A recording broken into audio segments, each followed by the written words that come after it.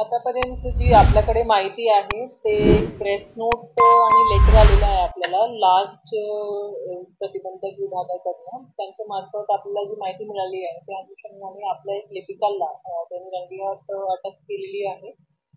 यामध्ये अजून माहिती घेतल्यावर ते 24 तासाचे पुढे अटक झाल्यानंतर आपण त्यांना सस्पेंड करून त्यांच्यावर डिसिप्लिनरी इन्क्वायरी बसवलेली आहे.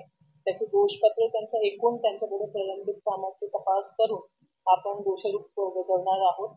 यासोबतच डिपार्टमेंटचे जे एएमसी आहे आणि डीएमसी आहे त्यांच्याकडनं पण या बाबतीतला खुलासा मागवण्यात आलेला आहे आणि जे खुलासा येईल त्या अनुषंगाने पुढची कारवाई केली जाईल.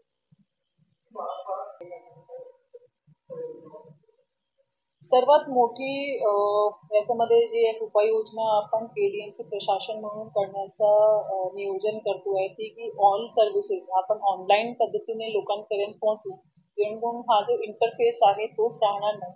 यावर्षी आपले 118 सर्व्हिसेस जे आहेत ते आपण राईट टू सर्व्हिसेस ऍक्ट खाली अधिसूचित केलेले आहे. यापैकी 32 जे आहे ते टोटली ऑनलाईन आहे आणि उर्वरित जे आहे ते पार्टली ऑनलाईन आहे. या वर्षांती ते ऑल सर्व्हिसेस आमच्या ऍप आणि वेबसाईटच्या माध्यमातून आपण पूर्णपणे ऑनलाईन करण्याचं नियोजन करतोय.